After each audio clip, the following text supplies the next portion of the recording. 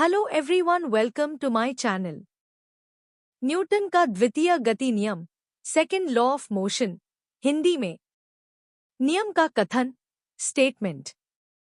किसी वस्तु की संवेग, मोमेंटम, में परिवर्तन लगाए गए बल के अनुक्रमानुपाती होता है और वह परिवर्तन बल की दिशा में होता है। सरल भाषा में, जब हम किसी वस्तु पर बल, फोर्स, लगाते हैं तो वह वस्तु गति करने लगती है या उसकी गति में परिवर्तन होता है। यह परिवर्तन इस बात पर निर्भर करता है कि बल कितना लगाया गया और वस्तु का द्रव्यमान, मास, कितना है। संज्ञा, फॉर्मूला।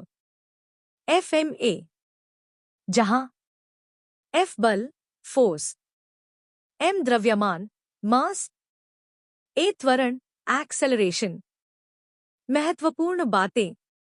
एक बल जितना अधिक होगा, वस्तु उतनी तेजी से गति बदलेगी। 2. द्रव्यमान अधिक होगा तो उतना ही अधिक बल लगाना पड़ेगा। 3. बल की दिशा में ही गति परिवर्तन होता है।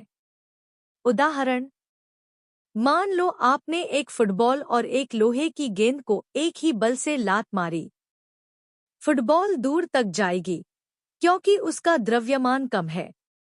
लोहे की गेंद ज्यादा दूर नहीं जाएगी क्योंकि उसका द्रव्यमान ज्यादा है। इससे पता चलता है कि त्वरण, एक्सेलरेशन, द्रव्यमान पर निर्भर करता है। निष्कर्ष, कंक्लूजन। न्यूटन का द्वितीय नियम यह बताता है कि बल, द्रव्यमान और त्वरण के बीच क्या संबंध है। यह गति के विज्ञान की नींव है। न्यूटन का तृतीय गति नियम, third law of motion, Hindi में। नियम का कथन, स्टेटमेंट।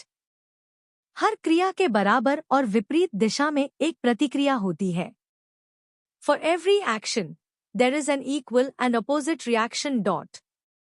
सरल भाषा में समझिए। जब आप किसी वस्तु पर बल लगाते हैं, क्रिया, तो वह वस्तु भी आप पर उतना ही बल विपरीत दिशा में लगाती है, प्रतिक्रिया। मतलब, बल हमेशा जोड़े में काम करते हैं, एक क्रिया और दूसरी प्रतिक्रिया। मुख्य बातें। क्रिया और प्रतिक्रिया बल एक ही समय पर होते हैं। दोनों बल बराबर होते हैं, लेकिन विपरीत दिशा में। ये बल दो अलग अलग वस्तुओं पर कार्य करते हैं। उदाहरण, एक पुश बैक ऑफ वॉल, दीवार को धक्का देना। अगर आप दीवार को धक्का देते हैं तो दीवार भी आपको उतना ही बल वापस धकेलती है। आप पीछे हटते हैं। 2. Rocket launch. रॉकेट जब नीचे की गैसें गैसें फेंकता है, क्रिया, तो वही गैसें उसे ऊपर की ओर धकेलती हैं, प्रतिक्रिया। 3. चलते समय हमारे पैर जमीन पर बल लगाते हैं, क्रिया, जमीन हमें आगे बढ़ने के लिए प्रतिक्रिया देती है। एक्शन रिएक्शन जोड़े का नियम। एक ही वस्तु पर यह दोनों बल कार्य नहीं करते। वे हमेशा दो अलग वस्तुओं पर लगते हैं। निष्कर्ष, कंक्लूजन। न्यूटन का तीसरा नियम यह बताता है कि बल कभी अकेले नहीं होता, हमेशा प्रतिक्रिया के साथ होता है। यह नियम हमें बताता है कि किसी भी गति या प्रभाव के पीछे संतुलन और विपरीत प्रतिक्रिया जरूरी है। संवेग संरक्षण का सिद्धांत, कंजर्वेशन ऑफ मोमेंटम। सिद्धांत का कथन, यदि किसी निकाय पर कोई बाहरी बल कार्य नहीं कर रहा है तो उसके कुल संवेग, टोटल मोमेंटम, में कोई परिवर्तन नहीं होता। यानी संवेग का योग हमेशा स्थिर, कंसर्व्ड, रहता है। सरल भाषा में समझिए।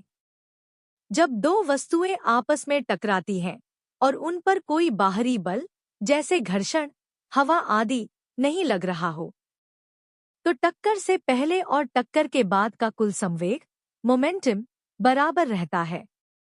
संवेग का सूत्र, फॉर्मूला। मोमेंटम, संवेग, द्रव्यमान, m, वेग, v, pmv। संज्ञा रूप में nu plus nu mv plus mv, जहां m दो वस्तुओं के द्रव्यमान, u टकराने से पहले की गति, v टकराने के बाद की गति, टक्कर से पहले का कुल संवेग, टक्कर के बाद का कुल संवेग। उदाहरण, मान लो एक गेंद दूसरी गेंद से टकराती है। पहली गेंद की गति घट जाती है, दूसरी गेंद की गति बढ़ जाती है, लेकिन दोनों के संवेग का योग पहले जितना ही रहता है। जैसे बिलियर्ड के गेंद आपस में टकराती हैं, गति बदलती है, पर कुल संवेग नहीं। निष्कर्ष, कंक्लूजन। संवेग संरक्षण का नियम हमें यह बताता है कि जब दो वस्तुएं एक दूसरे पर बल लगाती हैं, तो वे एक दूसरे पर बराबर और विपरीत प्रभाव डालती हैं, लेकिन कुल संवेग एक जैसा बना रहता है, बशर्ते कोई बाहरी बल न हो। Please like, share, subscribe to my channel and thank you for watching.